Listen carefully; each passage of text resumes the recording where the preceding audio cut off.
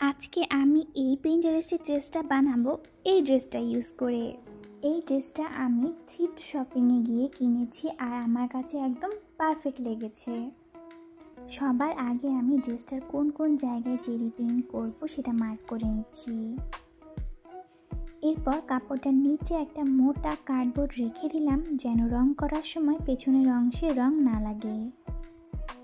এরপর আমি একটা ছোট আলুকে 2 টুকরা করে কেটে নিলাম আর সেই কাটা অংশটা কাঠির সাথে লাগিয়ে একটা ছোট চেরি স্ট্যাম্প ব্লক বানালাম।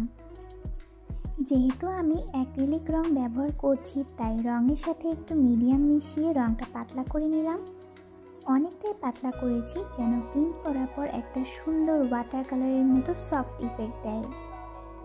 প্রথমবার যখন পটেটো স্ট্যাম্পটা ব্যবহার করলাম দেখলাম ঠিকমতো গোল চেরি প্রিন্টটা আসছে না। পরে বুঝতে পারলাম স্ট্যাম্পটার উপর ভালো করে প্রেসার দিতে হবে। ঠিকমতো চাপ দিতেই প্রিন্টটা একদম পারফেক্ট গোল আর সুন্দর হয়ে আসতে লাগলো।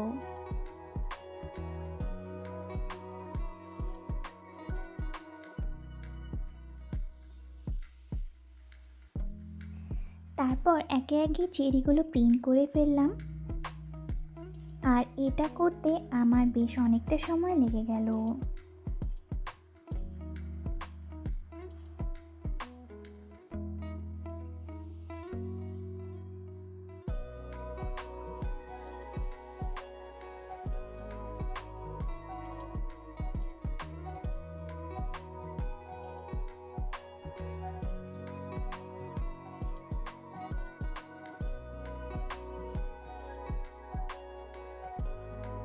এরপর একটা বড় আলু নিয়ে সেটাকে কেটে পাতার শেপ দিলাম।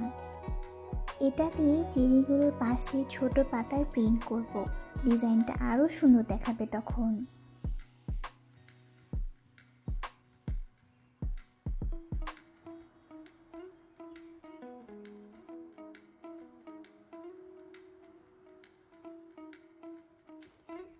এরপর পাতার প্রিন্ট করার জন্য সবুজ রঙের সাথে মিডিয়াম মিশিয়ে নিলাম। এতে রংটা পাতলা হবে আর প্রিন্ট করলে স্বাভাবিক সুন্দর ওয়াটার কালার ফিল দেবে।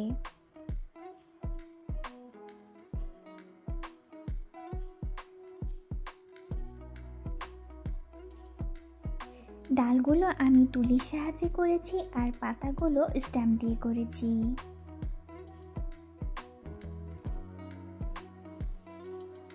এরপর দ্রুত সবগুলো ডাল আর পাতা প্রিন্ট করে ফেললাম।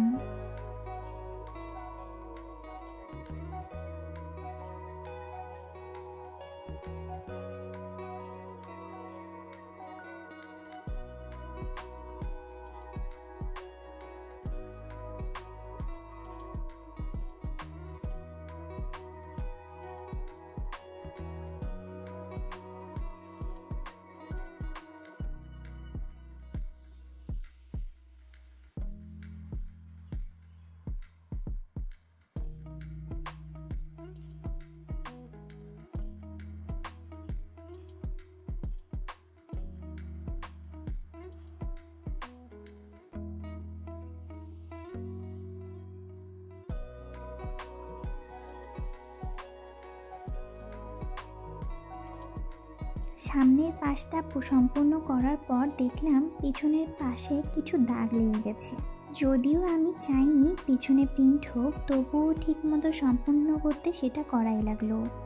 এরপর আরেকটা থ্রিফ্টের ড্রেস নিয়েছি, সেটাকে কেটে উপরে রেড কোটি টপটা বানাবো।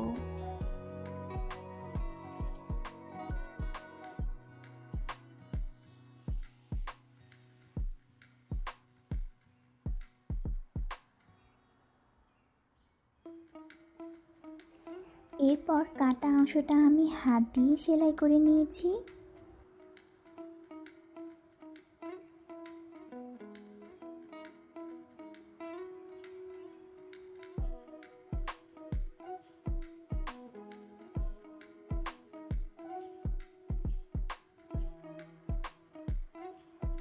আর এভাবে তৈরি হয়ে গেল আমার প্রিন্টারেস্টটি চেরি প্রিন্ট ড্রেস, খুব সহজে এবং কম খরচে।